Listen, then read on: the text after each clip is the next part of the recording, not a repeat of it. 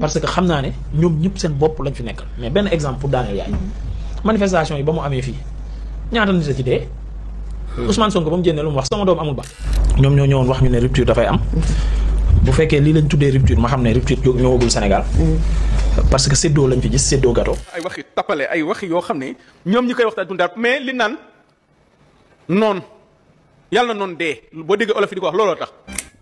bu dee yaa ngi doog a seetaan suñu vidéo bul fàtte abonné liker partager parce que ça nous aide vraiment.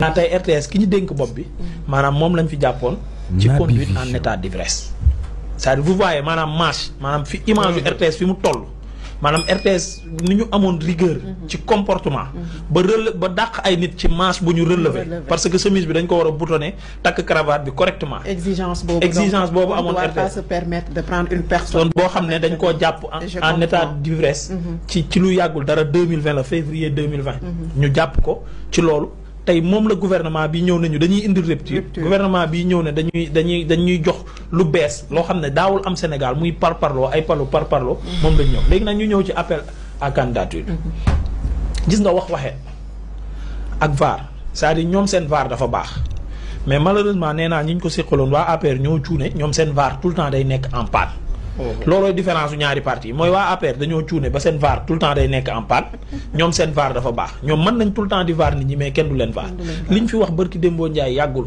ci poste yi dañuy def nii dañ ciy def rigueur sélection bi nii lay demee patati patata kan moo fi yëg appel à candidat kan ak kan la woon sélection bi nan la demee critères yi lan ak lan la woon bu weesoo parparloo ñii ñoo àndoon ak ñun doon sonn Naby Vision amul leneen et pour la RTS bettu ma parce que ñëpp xam nañ Dakar Matin wax dëgg yàlla xanaa ci diggante bi ñu gaantu coppi ko ak ay preuve ak firnde yu wóor que ne Ousmane Sonko moo ko moom. mais jël ko dénk ko kon say suñ ko dénkee RTS. du surprise bu mag. mais jàppoon nañ ne jomb nañ loolu ak li ñu waxanteeg sénégalais yépp jël lu toll ni RTS di ko dénk Pape Alé Niang du xam-xamu journalisme bi la ñuy werante mais est-ce que administrativement il fait le poids. C'était un très grand journaliste. kenn werantewul loolu jusqu'à ce que l'événement Pastef xew. buñ ñu fi génneel nag seen tontu boobu mooy kon dafa yàgg far xanaa dafa faraloon APR non daf fi nekkoon pour l'opposition noonu la daan doxee jàkkaarloo ak li nga xam ne moom mooy état Sénégal di def ay révélations mais avec l'avènement Pastef daf fee nekkaloon Pastef nekkulu fi woon opposition bi. mooy yéen. buur rek lay def. dafa désolé waay. agriculture lañ la gën a gis. Pape Alé Niang en tout cas suma xol bi sedd na guy ni glace parce que Pape Alé Niang en 2011 taxawaay bi mu amoon en 2010 2011 taxawaay bii mu am nii moom la amoon ca Macky Sall te pourtant après l'élection de Macky Sall bi mu ñu consulter Pape Alé dañ ko ne non on ne se battait pas pour des privilèges ou pour des postes.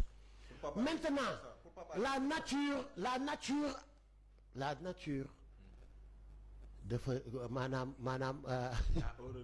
non bëgguma ko wax sax à horreur du vide mais lu dara new da koy xuuxal après Pape Alé peut-être bi mu toogee gis ni il est victime wala il est complice de ce qui se passe parce que bu fekkente ni ñi nga xamante ni c'est des gens intègres bëgg seen dëkk ils refusent d'exercer le pouvoir ñu bàyyee koog les médiocres ak ñi nga xamante ni ils ne sont pas intègres lu ñu dal ñoo ko yóbbee suñu bopp. loolu la comprendre. Peut-être que c'est ce qu'il a compris cette fois-ci. Peut-être que c'est ce qu'il a compris sa waay di critiquer di xeex ba benn instant nga ne je vais accompagner.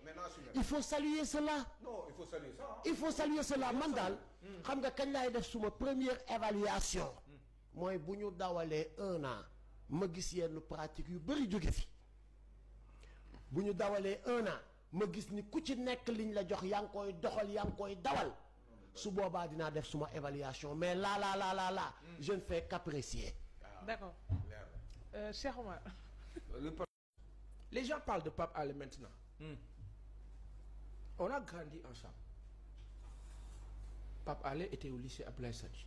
Rufisque. On y était. Pape Alé bi muy metti diggante 88 di yéeg Abdou Diouf am doole lool ci réew mi laata muy wax avant Abdou Diouf di wax jeunesse malsaine. Ouais. Pape Alé était gréviste. Gréviste c'est-à-dire te moo ca gënoon tuuti nii la tolloon nii du tuuti la woon c'est vrai moo ci ëppoon kàllaama Moundiaye Cissé Sidi Sarr professeur Loum bi nekk Moundiaye Cissé professeur Loum bi nekk Montréal ñoom bëri nañu Abdou Karim Diarra bu journal Le Témoin ils étaient nombreux laaj ko Didier Boubs Bokar Diallo on était ensemble. Pape Alé était le plus petit mais moom la ñëpp doon xaar discours am xam nga lu tax dangar gi duñu ko nangu tey duñu ko nangu suba nu duuti leen police donc am na loo xam ni bu amee ci nit day xam ne loogu la maanaam les gens parlent de mérite c'est pas une question de mérite la war a am na moo di ne saa yi nag man amin na ma ne nga du mérite mën oui wax dëgg c'est-à-dire si maanaam am na foo xam ne am na loo xam ne def nga ko egg nga sa et puis vous léegi nag yow la nga doon kaas non il faisait du journalisme non je suis pas d'accord il faisait du journalisme non il faisait de la politique non waaw même ma wax non doon politique Aliou déglu ma il faisait du journalisme déglu ma il faisait du journalisme de dénonciation ñu teg koy toor sonal ko fatt ko mu fippu. jàkkaarloo ak ñoom. loolay dëgg. non quand tu dis politique mooy dafa départ. dafa ànd ak Ousmane Sonko. non c'est faux Aliou. c'est faux waaw même wax déglu mais loolu garaawul. mais loolu dafa garaawul loolu. déglu ma wax la dama lay expliquer. maanaam li du ma ànd ak yow ni nga ko comprendre du loolu. il se trouve que il y a eu un président qui s'appelait Macky Sall ba muy xeex Abdoulaye ba muy xeex Karim Meïssa Wade. Pape Alé avait la même position. bi ñu demee tàmbali départ dañ ne demande sociale il faut que reddition de compte ñu vérifier oui bi ñu demee ba ci biir gis ne lañ doon jiiñ Karim ca moment ba ca circonstance boobu prouvé wuñ que la charge de la preuve incombe à l'accusateur. Tout à fait. ñu dëpp carte gi ne CREI inversé la charge de la preuve. Pape Alé jël position. ma jël position keneen jël position non keneen jël position ñëpp jël position ñu ne li ñuy def Karim dëgg yoon Aïssata Tall Sall bi ne Karim Wade dañ ko libéré dañ war a libéré. ñëpp ñu wax ko. Pape Alé a pris position, a défendu. Sur Khalifa, Pape Alé a pris position. Ba ñëpp ne waaw Pape Alé jabaram ma nga ca mairie ba moo tax muy xeex. Et pourtant, c'était un principe. Le cas Karim ñëw idem sans compter la pression bi nga xam ne Macky Sall ak nguuram teg nañ ko ñoo xam ne d'accord nañu ak ñoom menacé leen jaay leen doole et cetera ba fi pour contre kooku kan ngaa fi pour ci contre kan ngaa fi pour. Vraiment aussi. nga xeex nag ba egg ci cappaandaw. waaw léegi wax ji mooy xeex la léegi ba jot ci. mais lu wax léegi lan lay def léegi. na wala amul. waaw loolu dafa leer. bu dee yaa ngi doog a seetaan suñu vidéo bul fàtte abonné liker partager parce que ça nous aide vraiment.